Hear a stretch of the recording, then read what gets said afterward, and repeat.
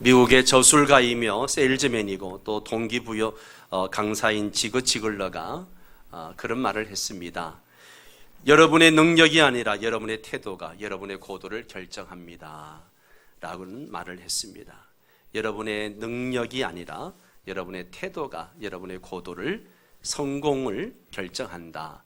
여기에 세 단어가 나오죠. 바로 능력, 그리고 태도, 고도. 우린 보통 내가 타고난 능력, 또 획득한 능력, 내가 가진 능력이 얼마나 높이 올라가느냐, 성공을 하느냐, 이것을 결정한다라고 생각을 합니다. 공부를 잘해서 실력이 있는 사람이 대체적으로 큰 인물이 되거나 좋은 기술을 가진 사람이 큰 인물이 된다는 것이죠. 그러나 지그 지글러는 우리의 실력이 아니라 태도가 고도를 결정한다라고 했습니다. 지글러가 어떤 의미로 이런 말을 했을까? 지글러는 이런 취지로 이런 말을 했습니다. 우리는 우리의 과거를 바꿀 수 없다는 거예요. 어벤져스 엔드게임에 보면 이제 어른들은 공감을 할지 모르겠지만 이미 지나간 과거로 다시 돌아가가지고 다시 무엇을 더 잘한다거나 무엇을 고친다거나 할 수 없다는 거죠. 우리는 필연적인 것, 불가피한 것, 어쩔 수 없는 것은 바꿀 수가 없습니다. 우리가 할 수 있는 것은 한 가지, 지금 내가 가지고 있는 현을 내가 키는 겁니다. 그밖에 없다는 거죠. 그 현이 우리의 태도라고 하는 것이죠. 인생이 무엇입니까? 내게 일어나는 것이 10%고 내가 어떤 반응을 보이느냐 하는 것이 90%입니다. 일어나는 일에 어떤 반응을 보이느냐 하는 것이 우리의 태도입니다. 우리의 태도는 우리에게 달려 있습니다. 미국의 유명한 강해 설교자 찰스 서인돌이 이런 말을 했습니다. 살아가면 갈수록 태도가 삶에 얼마나 큰 영향을 미치는지 더욱더 실감하게 됩니다. 제가 볼 때 태도는 사실보다 더 중요합니다. 태도는 과거보다, 교육보다, 돈보다, 상황보다, 실패보다, 성공보다, 사람들이 생각하거나 말하거나 행동하는 어떤 것보다 더 중요합니다. 태도는 우리의 외모, 타고난 능력 혹은 기술보다 더 중요합니다. 태도가 회사나 교회나 가정을 건강하게 만들 수도 있고 망칠 수도 있습니다. 놀라운 것은 우리가 매일 어떤 태도를 취할 것인가 하는 것을 선택할 수 있다는 것입니다. 태도가 중요하다고 했는데 왜 태도가 중요한가? 태도라는 것이 무엇이기에 그렇게 중요한가? 오늘 우리가 함께 읽은 잠언 23장 7절에 보면 대저 그 마음의 생각이 어떠하면 그 위인도 그러한즉이라고 했습니다. 여기에 대저란 대체로 보아서라는 뜻입니다. 히브리어 원문을 보면 우리 성경에 대저라는 이 말이 왜냐하면 키로 번역되어져 있습니다. 영어 역본도 그것을 다 가벼운 이유를 가리키는 포로 번역을 한 것을 봅니다. 위인이라고 하는 것은 사람의 됨됨이를 의미하는 것이죠. 그래서 7절 말씀을 보면 사람의 됨됨이는 그 마음의 생각에 달려있다, 그런 뜻이 됩니다. 마음의 생각이 바로 태도입니다. 태도는 마음의 표현입니다. 마음은 성경적으로 영혼이라고도 하고 속사람이라고도 합니다. 마음은 감정이나 표현이나 행동으로 표현됩니다. 마음이 감정과 표정이나 행동으로 표현될 때 그것을 태도라고 이야기하죠. 말로 표현되는 태도를 말투라고 하고 또 글로 표현되는 태도를 어조라고 이야기를 합니다. 저는 학생 시절에 어조라는 단어가 잘 이해되지 않았습니다. 글의 어조를 말의 말투와 연결시키니까 어조라는 것이 실감나도록 이해가 됩니다. 가령 예를 들어서 잘한다 이런 말을 할 때에 정말 잘한다는 말도 될 수 있지만 그래 잘한다 잘해 비꼬는 말투가 될 수도 있다는 것이죠. 말하는 사람의 태도에 따라서 그것이 칭찬이 될 수도 있고 야유의 말투가 될 수도 있습니다.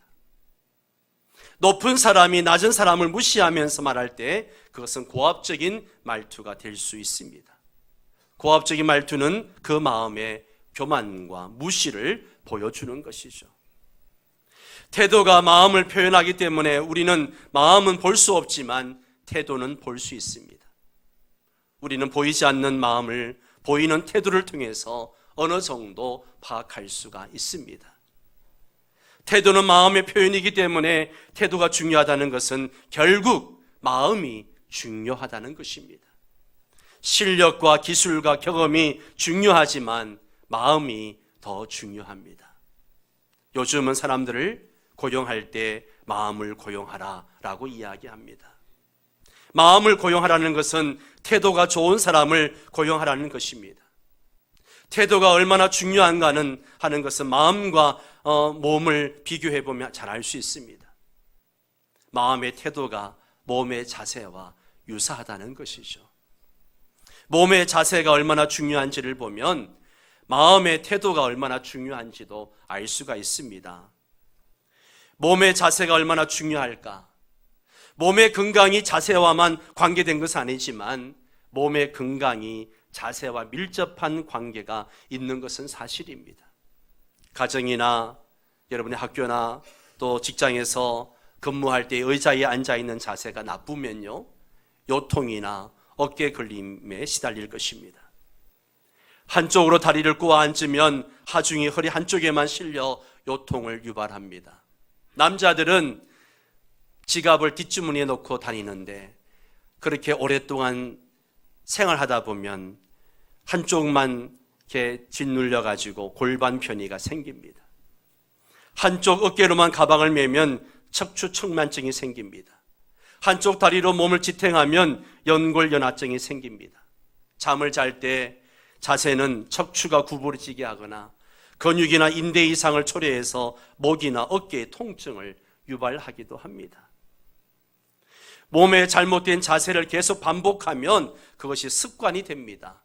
잘못된 자세가 습관이 되면 그것이 통증이나 질병을 유발하는 거죠. 몸의 바른 자세를 계속 반복하면 그것이 습관이 됩니다. 바른 자세가 습관이 되면 몸이 건강해지죠. 몸의 바른 자세가 몸의 건강과 밀접하게 관련되어져 있습니다. 바른 자세가 바른 습관이 되고 바른 습관이 몸을 건강하게 하고 몸이 건강하면 바른 생활이 되는 것이죠. 몸의 자세가 이처럼 중요한 것처럼 마음의 태도가 매우 중요합니다.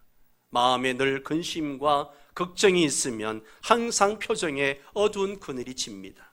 여러분 한번 생각해 보세요. 표정에 어두운 그늘이 있는 사람을 어느 회사가 직원으로 고용하고 싶겠습니까? 어두운 표정으로 고객들을 쫓아낼 사람을 누가 고용하겠느냐 하는 것이죠. 가정에서 늘 어두운 표정으로 자녀들을 대합니다. 그러면 누가 그런 부모와 대화를 즐겁게 하고 싶겠습니까? 교회에서 늘 어두운 표정으로 찬양대를 하고 교사를 하고 구역장을 하면 누가 그런 사람을 좋게 보겠습니까? 얼굴에 항상 어두운 그늘이 있는 이런 영적인 지도자를 어떤 교인들이 따르고 싶겠는가 하는 것이죠. 저 사람을 따르다가는 나도 불행해지겠다 이런 생각이 들지 않겠습니까? 늘 어두운 표정, 그늘진 표정, 늘 싸늘한 표정, 늘 나무라는 표정, 마음에 안 든다는 표정, 이런 표정은 좋지 않은 태도이기 때문에 반드시 고쳐야 합니다. 이런 태도를 고치지 않으면 취업도 힘들고 결혼도 힘들고 어디서도 지도자가 될 수 없습니다. 늘 사랑스럽다는 표정, 너 때문에 행복하다는 표정, 늘 잘 될 것이라는 표정, 따스한 표정, 밝은 표정, 고마운 표정, 이런 표정이 좋은 태도이기 때문에 좋은 관계를 갖게 만들고 또한 이런 표정을 가진 사람들이 영향을 미치는 것을 보게 됩니다. 어느 대학 신문사에서 본받고 싶은 인물이 누구인가 설문조사를 했을 때에 그 결과 1위가 백범 김구 선생이었다고 합니다. 백범의 자서전 백범일지를 보면 김구 선생은 어릴 때 수두를 알았는데 그때 어머니가 죽침으로 그 고름을 짜냈다고 합니다. 때문에 백범 얼굴에는 마마 자국이 많이 남아 있었습니다. 김구 선생은 큰 꿈을 꾸고 열심히 공부해서 과거 시험을 보러 갔다가 그만 실망하고 말았습니다. 실력도 없는 부자들이 큰 선비의 글을 돈을 주고 사가지고 부정하게 과거 시험을 보는 현장을 목격하고 벼슬길을 단념했습니다. 먹고 살아야 하니까 관상과 풍수를 공부했습니다. 백범 선생은 석 달 동안 두문불출하고 관상 공부를 하면서 먼저 거울 앞에서 자신의 상을 살펴보았습니다. 아무리 뜯어보아도 자신의 얼굴은 천해 보이는 청격이고 궁해 보이는 빈격이고 게다가 흉하게 생긴 흉격이었습니다. 자신의 못난 얼굴 때문에 비탄에 빠진 김구 선생은 세상 살고 싶은 마음이 조금도 없었다고 합니다. 김구 선생은 그러나 관상책에 적힌 얼굴이 좋은 것이 몸이 좋은 것만 못하고 몸이 좋은 것이 마음이 좋은 것만 못하다, 이 글을 보고 용기를 얻어서 마음이 좋은 사람이 되어야겠다고 생각을 굳히게 됩니다. 그 결과 백범 선생은 우리나라 현대사에 국민들이 가장 존경하고 흠모하는 사람이 되었습니다. 얼굴은 좋지 않지만 마음이 좋은 사람이 되겠다는 각오로 노력해서 인품과 사상과 인생 역정이 존경과 흠모의 대상이 된 것이죠. 여기까지 들으면 김구 선생은 관상학자인 것 같습니다. 왜 목사가 관상학자 이야기만 할까? 그러나 사실 김구 선생은 독실한 기독교인이었습니다. 백범 선생은 모친은 일찍이 예수를 믿고 권사가 되었고 또 일상생활 속에서 늘 찬양을 부르고 늘 기도하는 독실한 기독교인이었습니다. 어머니의 신앙적 교훈과 격려가 백범 선생의 인품과 사상 형성에 큰 영향을 미쳤다라고 이야기합니다. 김구 선생은 동학과 불교를 거쳐서 20대 후반에 기독교인이 되었습니다. 1902년 부친상을 마친 후에 기독교에 입교하고 애국 구국 운동에 앞장을 섰습니다. 서울 상동교회 청년회에서 주최한 을사조약 반대 전국대회에 상동교회 청년부 대표로 참석해서 대한문 앞에서 가두연설을 하기도 했습니다. 중국으로 망명을 가서 27년 동안 생활하면서도 교민 거주촌에 교회를 건축하고 거기 그 교회에서 후진들을 양성을 하기도 했습니다. 무엇보다도 김구 선생은 기도의 사람이었습니다. 일제 패망으로 인해서 환국을 해서도 숙소인 경고장에서 새벽마다 김치선 목사님을 모시고 함께 새벽 예배를 드리며 나라를 위해서 기도했습니다.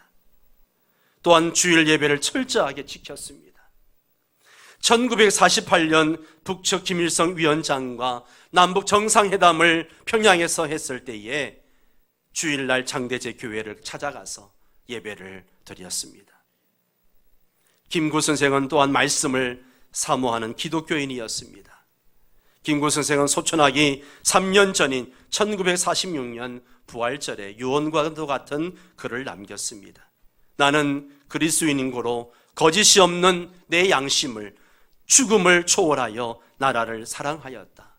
내가 만일 어떤 자의 총에 맞아 죽는다면 이 이상 기쁜 일이 없겠다. 한 알의 밀이 땅에 떨어져 죽으면 많은 열매를 맺는 것 같이 내가 죽은 후 나 이상의 애국자들이 나올 것이기 때문이다. 김구 선생은 빼앗긴들에도 마침내 봄이 온다고 믿으면서 애국 구국 운동을 펼쳐나갔습니다.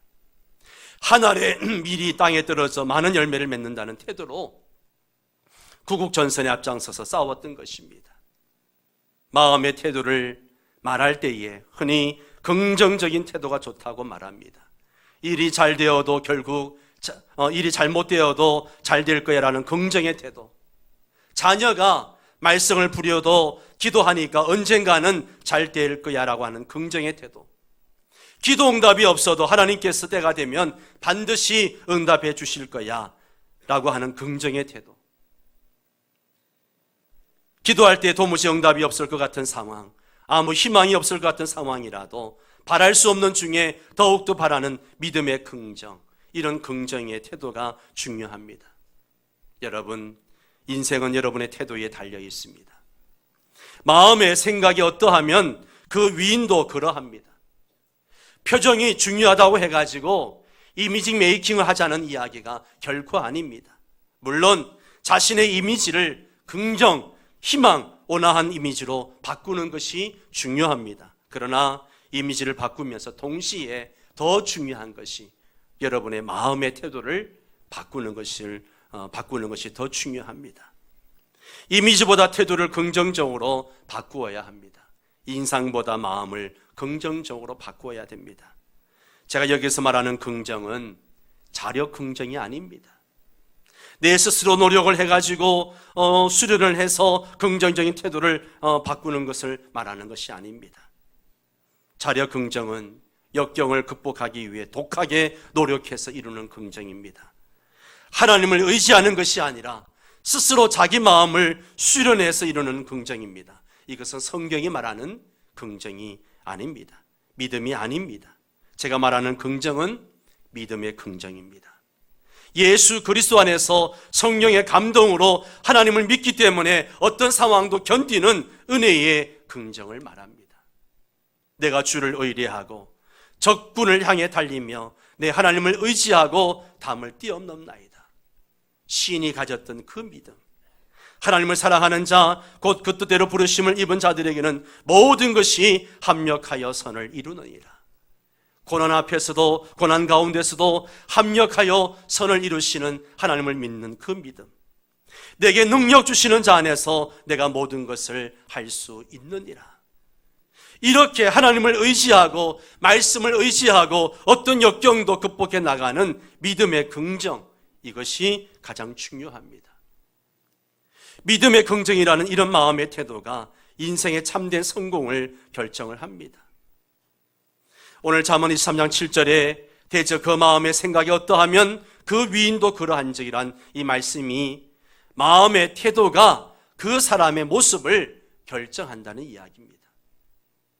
본문의 문맥을 보면 23장 1절에 관원과 함께 앉아서 식사하는 그런 상황입니다. 요즘은 가난해서 음식을 아끼는 경우가 거의 없지만 잠언이 기록될 당시만 해도 음식을 제대로 먹지 못하는 사람들이 많았습니다. 귀한 음식을 장만하기 힘든 시대에 관원과 함께 앉아서 식사할 때 그 앞에 진수성찬이 나왔다고 해가지고 막 먹지 말라는 거예요. 목에 칼을 두라는 것이 바로 그 말입니다. 관원이 앞에 앉아 있는 것을 기억하고 아주 탐욕스럽게 먹지 말라는 거예요. 탐욕스럽게 먹는 모습을 보면 아까워할 것이기 때문에 그렇습니다. 그래서 7절 하반절에 보면 그가 네가 네게 먹고 마시라 할지라도 그의 마음은 너와 함께 하지 아니함이라. 이 말씀이 바로 그런 뜻입니다. 주인이 마음껏 드세요 라고 해도 주인은 음식에 들어간 돈을 계산하고 있다는 겁니다. 바로 이런 상황에서 6절 말씀이 나옵니다. 악한 눈이 있는 자의 음식을 먹지 말며 그의 맛있는 음식을 탐하지 말지어다. 실컷 드세요 라고 하는데 주인의 눈빛이 심상치 않으면 마음껏 먹지 말라는 겁니다. 8절 말씀도 이런 상황에서 나온 말씀입니다. 네가 조금 먹은 것도 토하겠고 네 아름다운 말도 헛된 대로 돌아가리라. 조금 먹은 것도 소화가 되지 않아서 토할 것이고 식탁에서 나눈 아름다운 대화도 귀로만 들은 것뿐이지 마음으로는 쓸데없는 말이 되고 만다는 겁니다. 마음의 태도가 그 사람의 됨됨입니다. 마음의 태도가 중요하니까 차려진 진수성찬이나 말의 향연에 넘어가지 말라는 거예요.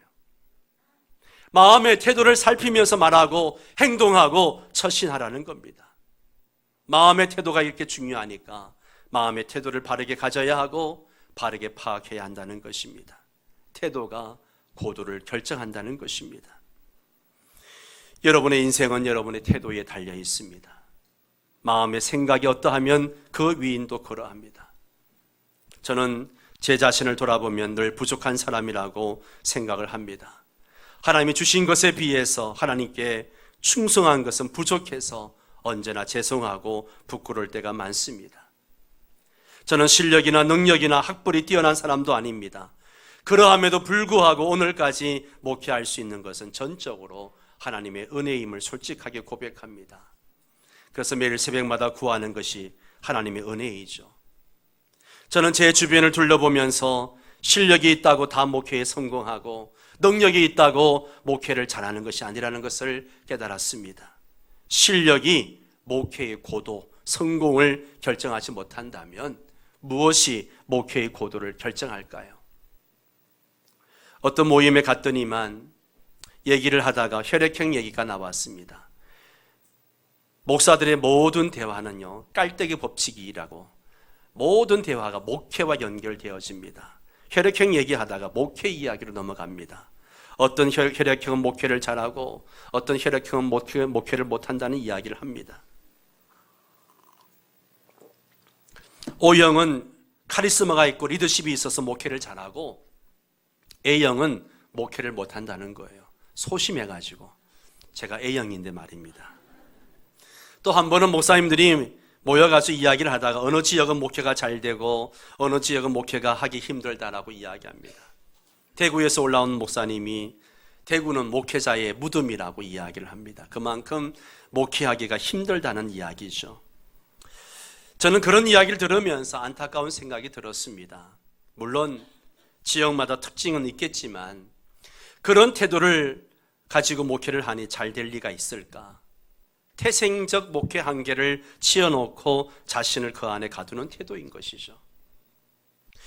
여러분의 인생은 여러분의 태도에 달려 있습니다. 마음의 생각이 어떠하면 그 위인도 그러합니다. 나는 이래서 안 되고 저래서 안 된다. 이런 의식과 태도는 발전을 막는 요소입니다. 이런 태도를 가지고 있으면 결코 참된 의미의 성공을 거둘 수 없습니다. 여러분, 제가 왜 이렇게 길게 태도 이야기를 할까요? 무엇 때문에 태도 이야기를 할까요?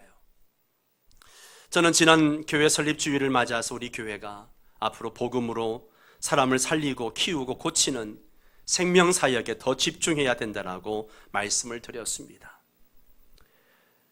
이 정면에 있는 것처럼 오직 예수, 오직 복음, 이것이 우리의 목표입니다. 우리는 오직 복음으로 사람을 살리고 키우고 고치는 사역을 해야 됩니다. 예수님은 공생의 3년 동안 하나님의 백성을 구원하기 위한 모든 프로젝트를 다 완성하셨습니다. 여러분이 인류 구원의 사역을 3년 만에 이루라는 하나님의 명령을 받았다면 여러분은 무슨 일부터 하시겠습니까? 어떤 일부터 하시겠습니까? 문명 퇴치를 하고 병을 치료하고 귀신들을 쫓아내고 압제에서 해방하고 가난에서 벗어나서 잘 살게 하고, 이 모든 일이 다 중요한 일이긴 하지만 가장 중요한 사역이 무엇일까요? 예수님은 무엇이 가장 중요한 사역이라고 생각하시고 거기에 집중했습니까? 예수님께서 3년 동안 집중하신 것은 바로 복음으로 사람을 살리고 키우고 고치는 사역이었습니다. 그 사역에 집중하셨기 때문에 치유와 영적인 자유와 해방과 부유한 삶을 우리에게 줄 수가 있었던 것이죠. 우리가 예수님께서 하신 생명사역을 할 때에 어떤 태도로 해야 될 것인가? 생명사역을 할 때 우리는 매 순간 믿음으로 예수님과 접속해서 예수님의 생명을 섭취하고 예수님의 마음을 닮아가는 태도를 가져야 됩니다. 예수님의 마음, 예수님의 스피릿, 예수님의 태도를 닮아가는 것이죠. 여러분, 말씀과 기도로 예수님을 닮아가는 교회, 그렇습니다. 예수님을 닮아가는 태도가 중요합니다. 하나님과 동등됨을 취할 것으로 여기지 아니하시고 자신을 낮추어 인간이 되시고 십자가에 죽기까지 복종하신 마음, 절대 겸손, 절대 복종의 마음, 그 마음을 우리가 배워야 됩니다. 닮아야 됩니다. 세상에 미친 것이 아니라 예수님께 미친 마음, 그런 마음으로 우리가 생명사역을 해야 합니다. 몇 년 전에 여수 예양원에 내려갔을 때에 두 아들을 순교자로 바친 손양훈 목사님의 예수 중독자라고 하는 이 현수막을 제가 마음에 들어서 사가지고 왔습니다. 여기 보면 예수 중독자 되어야 되겠다라고 하는 시가 있습니다. 이 시를 한번 여러분 자막으로 한번 보십시오. 나는 예수 중독자 되어야겠다. 술 중독자는 술로만 살다가 술로 인해 죽게 되는 것이고, 함께 읽을까요? 아편 중독자는 아편으로 살다가 아편으로 죽게 되나니 우리도 예수의 중독자 되어 예수로 살다가 예수로 죽자. 우리의 전생활과 생명을 주님 위에 살면 주같이 부활된다. 주의 종이니 주만 위에 일하는 자 되고 내일 되지 않게 하자. 아멘. 네. 손양훈 목사님은 예수 중독자 되어 살다가 그렇게 죽고 이제는 나중에 주님과 같이 부활될 것입니다. 예수님께 미쳐서 비정상이 아니라 지극히 정상인 마음, 예수님께 미치면 진짜 정상이 됩니다. 인간다운 인간이 됩니다. 사람 구실 제대로 하는 사람이 됩니다. 이사야는 소는 그 임자를 알고 나귀는 그 주인의 구유를 알건만은 이스라엘은 알지 못하고 나의 백성 깨닫지 못하는도다 라고 탄식을 했습니다. 그러나 예수에게 미치면요, 이 말씀처럼 소나 나귀는 주인을 알아보는데 사람이 되어서 하나님을 알아보지 못하는 짐승보다 못한 인간이 아니라 우리의 창조주이신, 우리의 구원자이신 주님을 믿고 사랑하고 경배하고 복종하는 그런 사람이 되는 것입니다.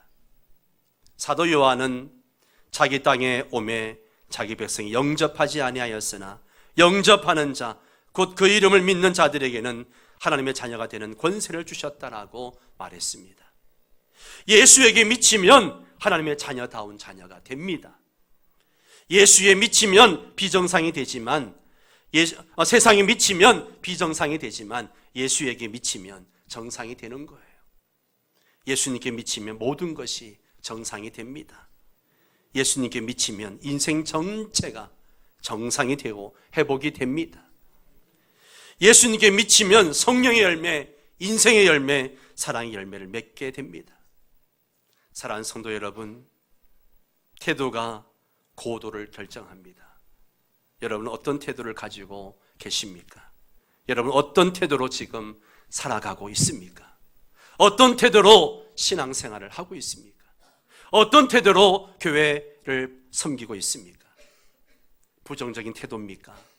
믿음의 긍정적인 태도입니까?